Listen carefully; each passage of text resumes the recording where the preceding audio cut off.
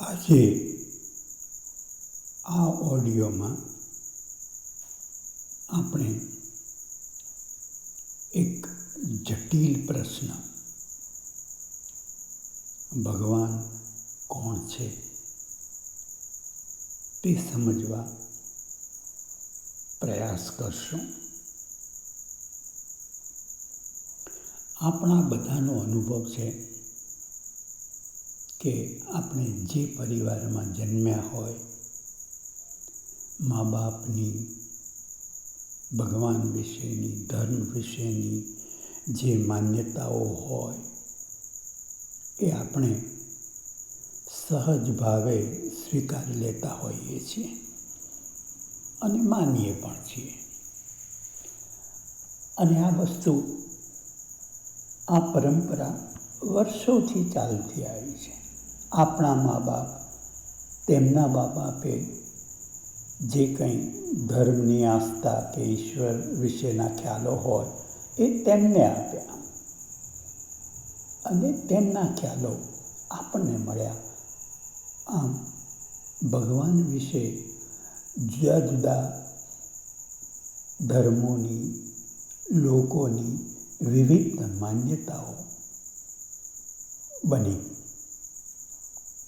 એટલે હું હિન્દુ પરિવારમાં જન્મ્યો તો મારી હિન્દુ ભગવાન વિશેની માન્યતા કે રામ ભગવાન છે, કે કૃષ્ણ ભગવાન છે, કે શિવજી ભગવાન છે, આવી માન્યતાઓ થઈ.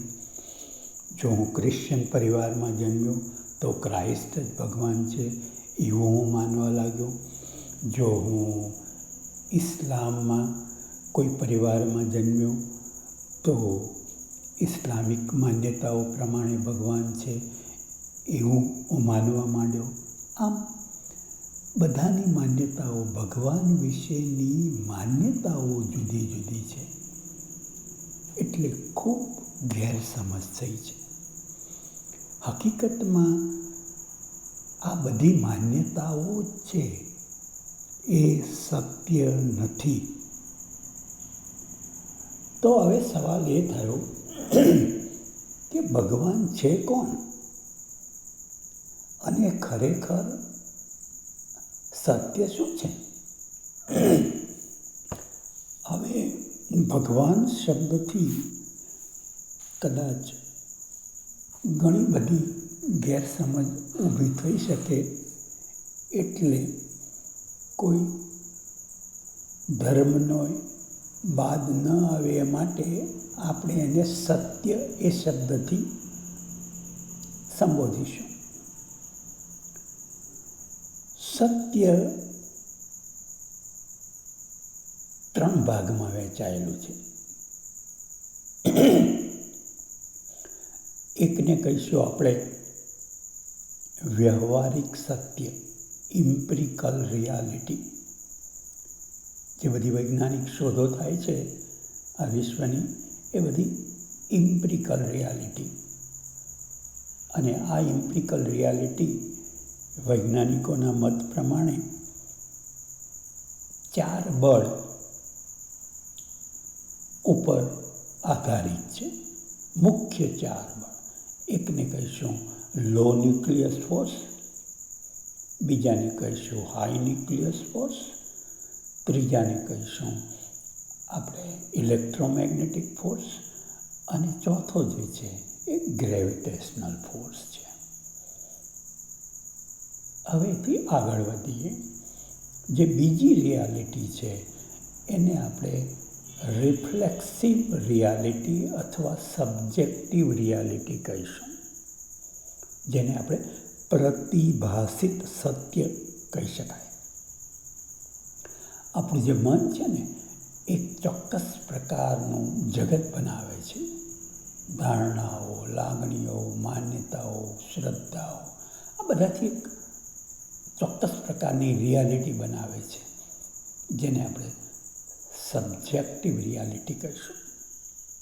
એથી આગળ વધીએ, જેને એબ્સોલ્યુટ રિયાલિટી, ઈશ્વર કે સત્ય એક જ છે, જેને કોન્શિયસનેસ અથવા જાગૃતિની શક્તિ એવું આપણે કહી શકીએ. હવે આ 3 રિયાલિટી કેવી રીતે કામ કરે છે એને સમજવા માટે આ જગતની જે ઉત્પત્તિ માટેના ઘણા બધા પ્રિન્સિપલ છે, ઘણા બધા સિદ્ધાંતો છે. એમાંનો હું કપિલ મુનિનો સાંખ્યનો જે સિદ્ધાંત છે એનો આશરો લઈ તમને સમજાવવા પ્રયાસ કરું છું. તો સાંખ્યની ફિલોસોફી પ્રમાણે સૌ પહેલાં કંઈ જ હતું નહીં, સત્યમ કહ્યું છે એમને, પરમ સત્યમ. પછી સત્યમનું જગત બન્યું, જેમાં એટલા બધા હાઈ વાઇબ્રેશન ફ્રિકવન્સી હતી કે અસ્તિત્વ શક્ય જ નહોતું. કાળે ક્રમે આ વાઇબ્રેશન ઘટતા ગયા, કંપન ધીમા થતા ગયા અને એમાંથી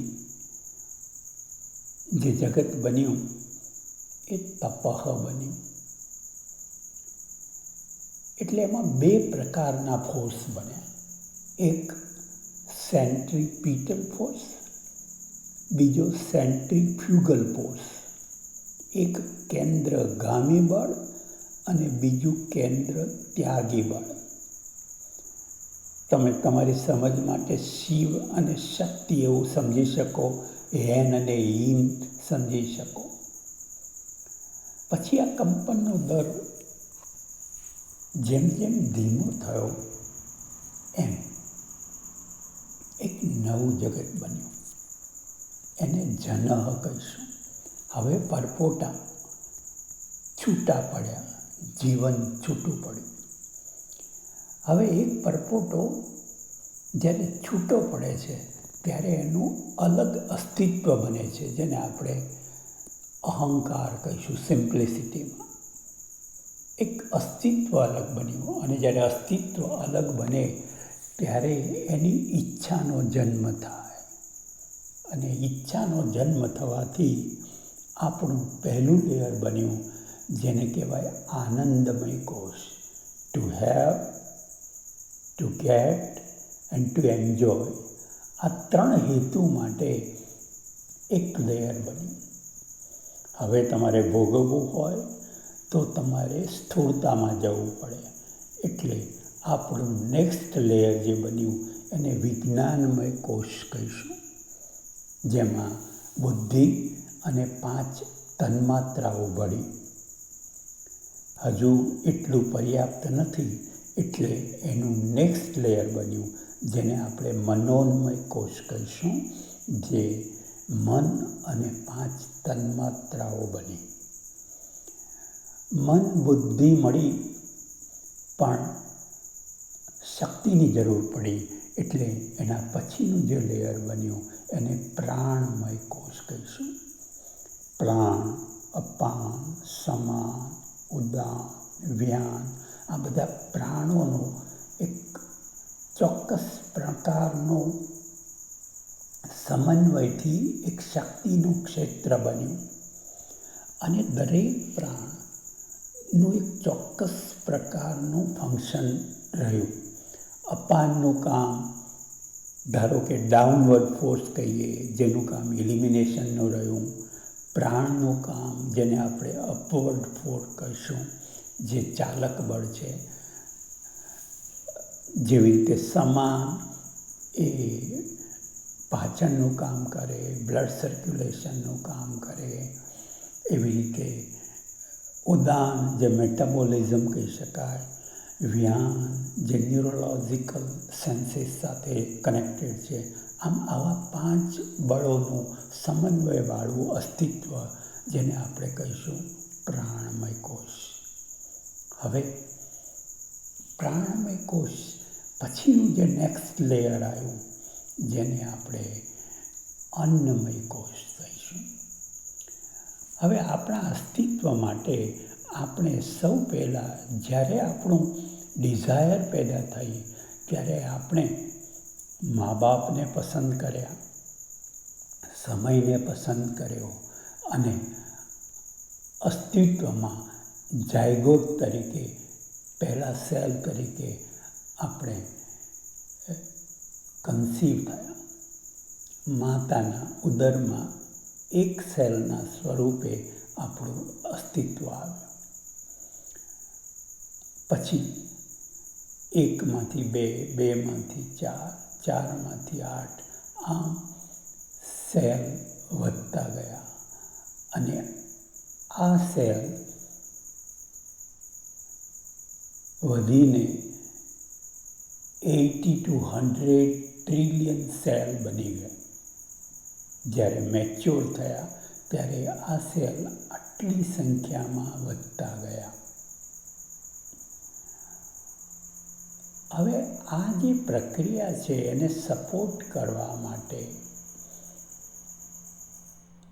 આપણી જે પ્રાણ શક્તિ છે એ પ્રાણ શક્તિ એના વિવિધ ફંક્શન છે એ પ્રમાણે ગર્ભથી શરૂ કરીને, માતાના ઉદરથી શરૂ કરીને મદદ કરવાની શરૂ કરી.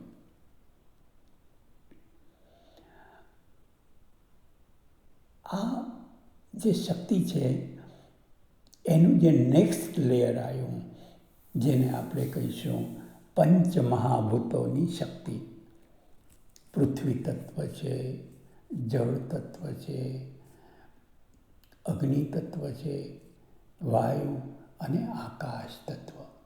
આપણા શરીરમાં 72% તો પાણી છે, જળ તત્વ છે, 12% પૃથ્વી તત્વ છે, 4% અગ્નિ તત્વ છે, 6% વાયુ તત્વ છે અને બાકીનું 6% કે વધારે આકાશ તત્વ છે.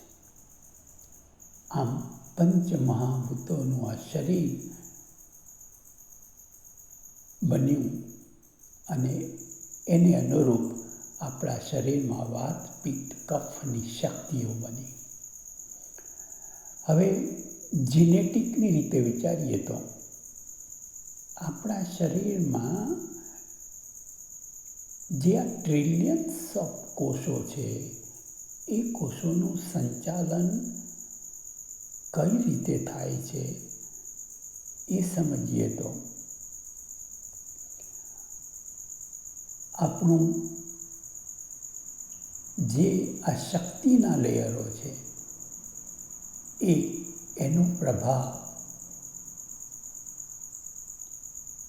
એપિજીનોમ ઉપર પડે છે.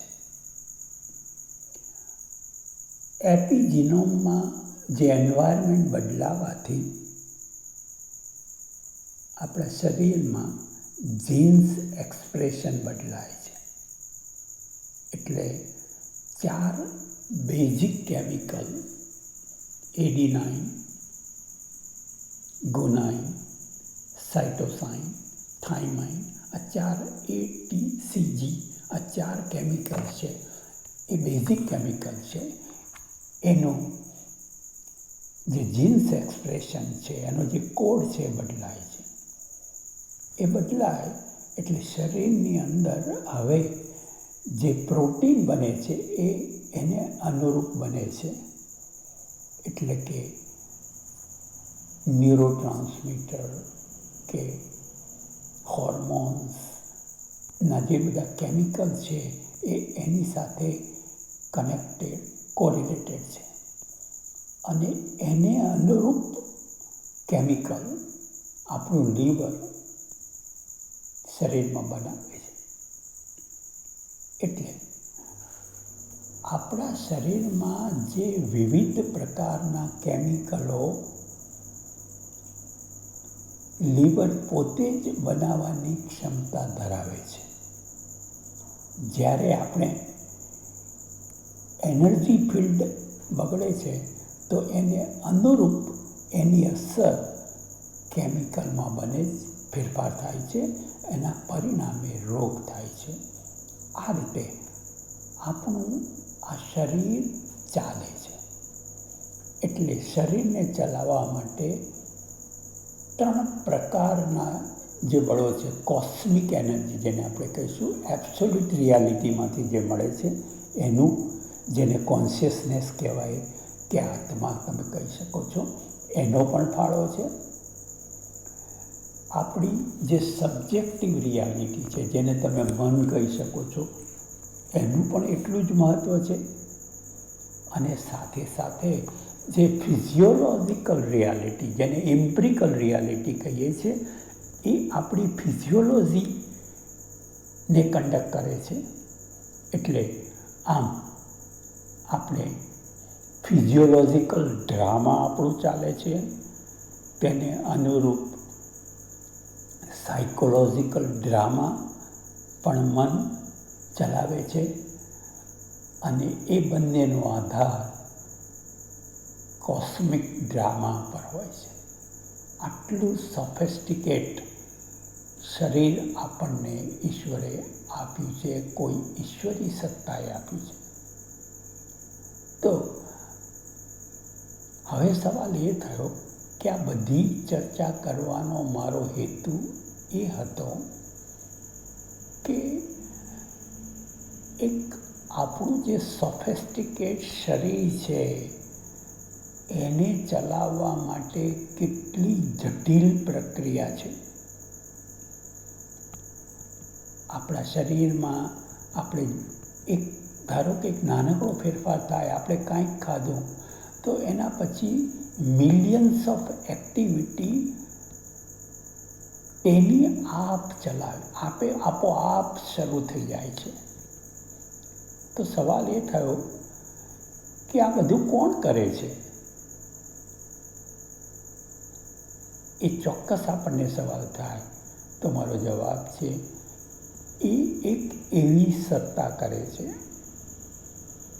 જેને તમે સિમ્પ્લિસિટી, સહેલાઈથી સમજવા માટે ભગવાન કહી દો કે ભગવાનની સત્તા છે,